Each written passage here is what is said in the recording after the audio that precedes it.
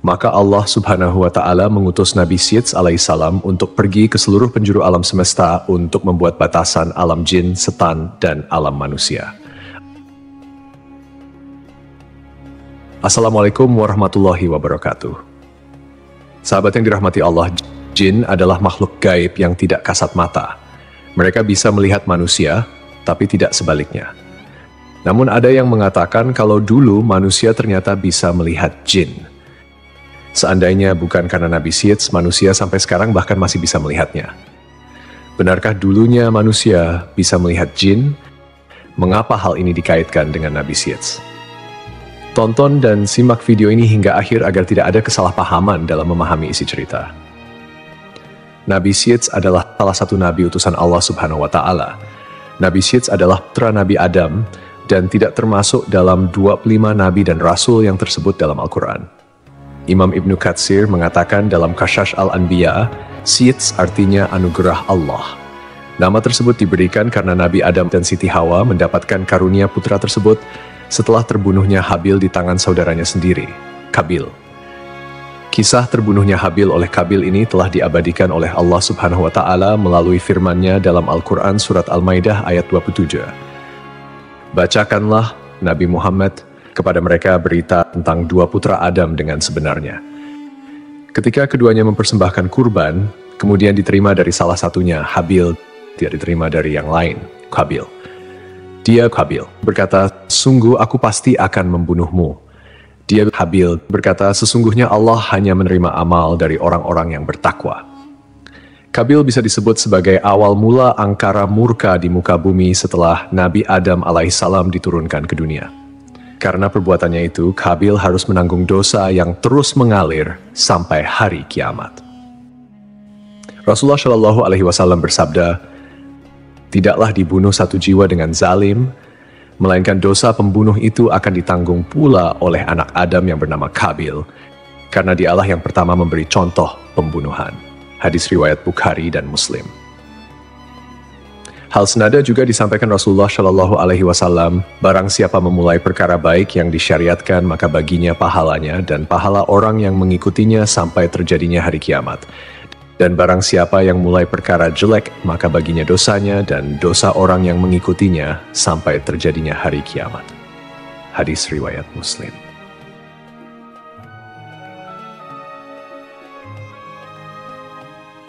Dikisahkan setelah Nabi Adam alaihissalam mengetahui Habil terbunuh, Nabi Adam sangat bersedih dalam waktu yang lama. Maka Allah Subhanahu wa Ta'ala berfirman kepadanya, hai Adam, sampai kapan tangisan dan kesedihan ini? Sesungguhnya aku akan memberikan pengganti dari anak itu untukmu dengan anak yang terpercaya dan akan menjadi seorang nabi. Dari keturunannya akan kunjadikan para nabi hingga hari kiamat. Tandanya adalah dia akan dilahirkan sendirian, tidak mempunyai saudara sekandung, dan apabila lahir anak itu, berilah ia nama Syeds. Seperti yang kita ketahui bahwa sebelumnya, setiap kali melahirkan, Hawa selalu melahirkan anak kembar. Namun, kelahiran Nabi Syeds tidak memiliki saudara kembar. Ketika Hawa mengandung Nabi Syeds, kandungannya tidak terasa berat, dan Hawa melahirkannya tanpa bersusah payah. Taj Langrudi mengatakan dalam buku Akhlak Para Nabi bahwa Syeds lahir 5 tahun setelah Habil dibunuh oleh Qabil. Dalam kitab Qasas Al-Anbiya, sebagaimana diceritakan oleh Salim Umar Alatas, disebutkan bahwa Nabi Adam sempat menderita sakit selama 11 hari sebelum wafat. Saat masih sakit, Nabi Adam berwasiat kepada Syeds untuk meneruskan wasilah kenabian.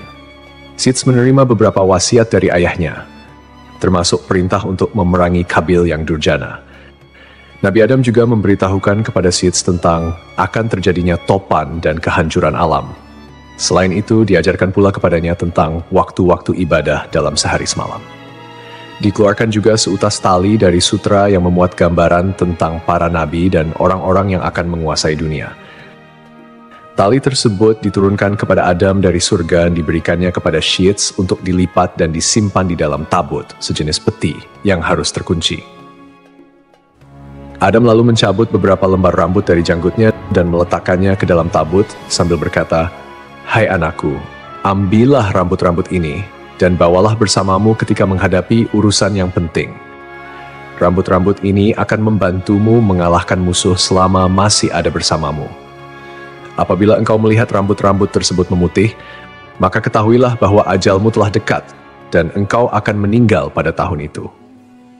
Kemudian Nabi Adam mencopot cincinnya dan memberikannya kepada Syed serta menyerahkan tabut dan suhuf yang telah diturunkan kepadanya. Adam berkata, "Wahai anakku, perangilah saudaramu Kabil. Sesungguhnya Allah akan menolongmu untuk mengalahkannya." Perlu kita ketahui, kejahatan Kabil bukan hanya membunuh saudaranya Habil, tetapi Kabil tidak mengikuti syariat yang dibawa Nabi Adam dan membebaskan anak keturunannya melakukan maksiat. Tidak ada batasan antara laki-laki dan perempuan, hingga dari keturunan Kabil lah muncul alat musik yang dipakai untuk mengiringi tarian yang semakin melewati batas. Mereka terjerembab kepada budaya dan gaya hidup tanpa hijab dan aurat. Maka terjadilah perlakuan-perlakuan layaknya binatang. Tidak ada budaya malu, yang ada adalah perasaan bangga tatkala mampu melakukan hal yang tidak biasa. Jiwa mereka terpenjara dalam buaian hasrat untuk mendapatkan kepuasan. Para ulama mengatakan bahwa inilah saat awal mulanya zina. Demikianlah wasiat terakhir yang disampaikan oleh Adam kepada anaknya Syed. Diriwayatkan semenjak Adam diturunkan ke bumi, dia hidup berumur 1000 tahun. Wahab bin Munabih mengatakan, ketika Adam meninggal, Syed telah berusia 400 tahun. Dia telah diberi tabut, tali, pedang, dan kudanya yang bernama Maimun yang telah diturunkan kepadanya dari surga. Apabila kuda itu meringkik, semua binatang yang melata di bumi menyambutnya dengan tasbih. Syed telah diwasiati untuk memerangi saudaranya, Kabil. Dia pergi untuk memerangi Kabil, dan akhirnya perang itu pun berkecamuk. Itulah perang pertama yang terjadi antara anak-anak Adam di muka bumi. Dalam peperangan itu, Syed memperoleh kemenangan dan dia menawan Kabil. Kabil sebagai tawanan berkata, "Wahai Syed, jagalah persaudaraan di antara kita." Lalu Syed menjawab, "Lalu kenapa kau tidak menjaganya? Engkau telah membunuh saudaramu, Habil." Jawaban Syed pun sangat logis dan penuh dengan pertanyaan moral.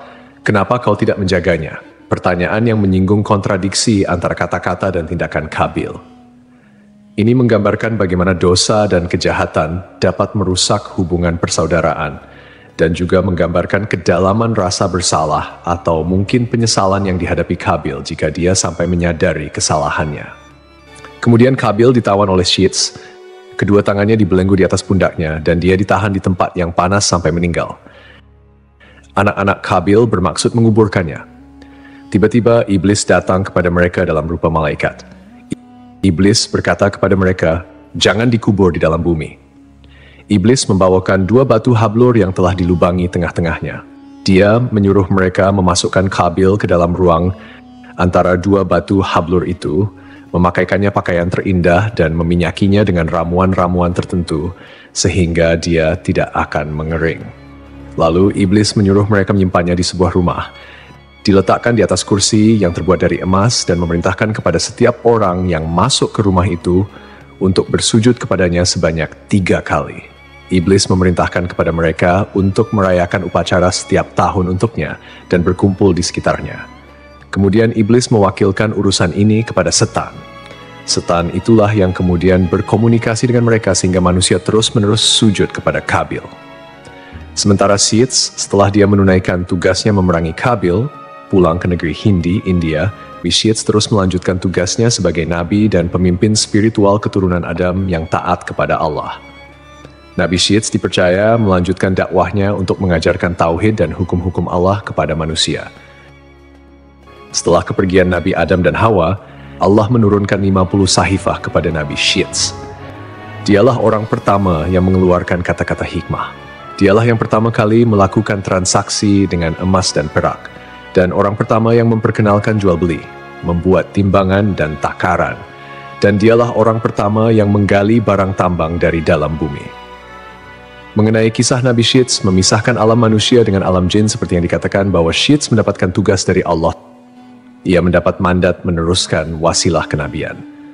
Nabi Adam juga sempat mengingatkan Syed untuk menjaga kerahasiaan mandat tersebut agar tidak sampai diketahui oleh putranya yang pendengki, Kabil.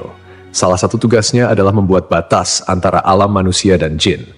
Sebelum Syed bertugas, dahulu masih bisa dilihat jin atau syaitan yang berkeliaran. Jarak mereka dengan manusia tidak ada. Belakangan, Adam telah diperlihatkan jumlah manusia, angka keturunannya yang bertambah. Kemudian Nabi Adam AS berdoa semoga ada di antara anaknya yang melanjutkan risalah. Kemudian terpilihlah di antara anaknya yakni Sits menjadi orang yang menutup pandangan manusia melihat jin. Pada saat itu tidak ada batasan dunia antara jin dan manusia. Dan hal tersebut menjadikan manusia bisa melihat jin yang sedang beraktivitas layaknya manusia. Akan tetapi, berkat doa dari Nabi Sits, salah satu anak Nabi Adam manusia kini tidak bisa lagi melihat jin dan memisahkan antara dunia jin dan manusia.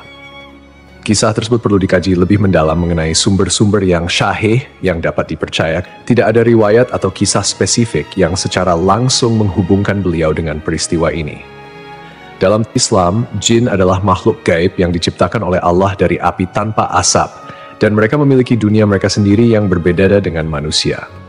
Tidak ada keterangan yang sahih yang menjelaskan bahwa ada masa tertentu di mana manusia bisa melihat jin secara umum dan kemudian kemampuan itu hilang. Pada dasarnya, manusia memang diciptakan dengan keterbatasan dalam hal penglihatan terhadap makhluk gaib seperti jin. Hal ini adalah bagian dari ujian di dunia, di mana manusia harus beriman kepada yang gaib, tak terlihat, termasuk keberadaan jin, malaikat, dan hal-hal yang tidak tampak oleh mata. Dalam ajaran Islam, manusia bisa melihat jin hanya jika Allah menghendakinya, misalnya melalui kejadian-kejadian tertentu atau sihir yang dilarang. Namun, ini bukanlah sesuatu yang umum atau diceritakan secara spesifik dalam sejarah Nabi Sits. Wallahu a'lam bishawab. Hanya Allah yang mengetahui kebenaran yang sesungguhnya.